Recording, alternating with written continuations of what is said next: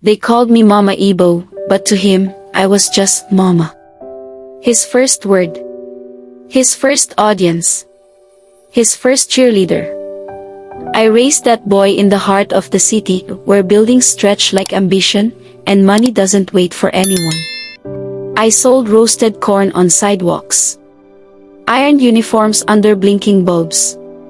I worked so he wouldn't have to. And I prayed so he wouldn't fall. He was my heartbeat.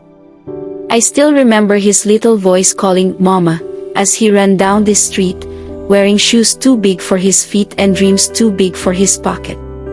When he got his first job, he bought me a phone. It was red. He said, "Mama, so you'll never stop calling me." And I didn't. Until he stopped picking up. Then came the girl. Pretty.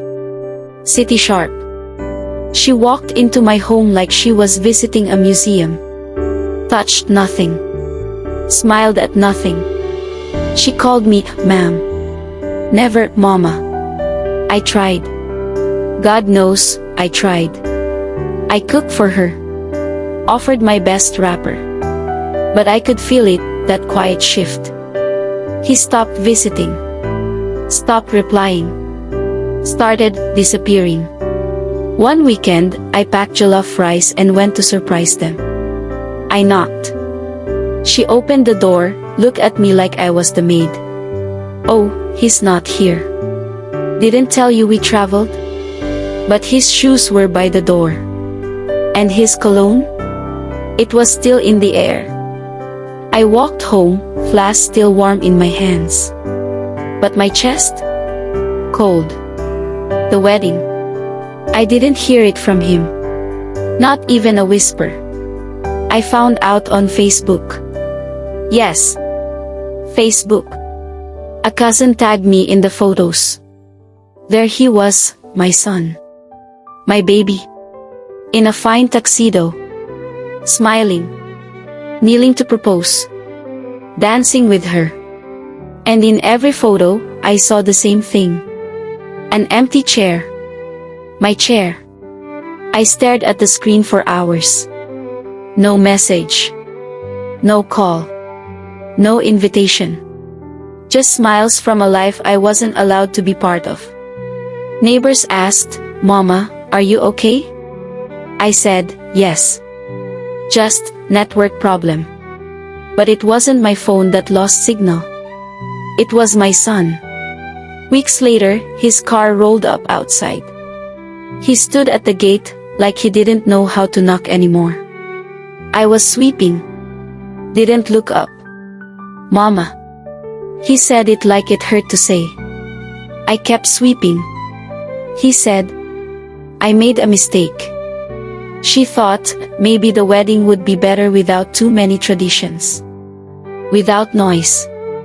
I didn't want to argue. I said, "You didn't argue. You erased me." He dropped to his knees. He begged. And I just stood there.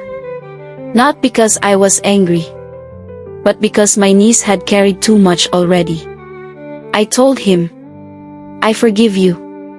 But not because you said sorry. Because I never stopped being your mother." He cried like a boy again.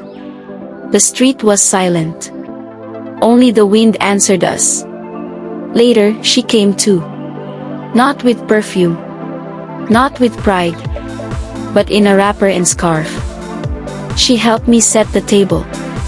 She said, "I didn't understand. I judged too fast." I said, "You look with your eyes. But one day, I hope you'll see with your heart." And she did. Slowly. Now. We eat together. They visit. They call. She calls me Mama. Not because I asked.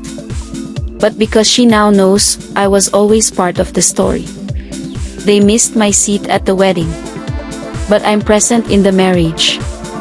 So if you're a mother listening to this, one who's ever felt forgotten or replaced, don't lose heart. Sometimes, the world forgets your value. until love finds its way back home. If this story touched you, there's more where that came from.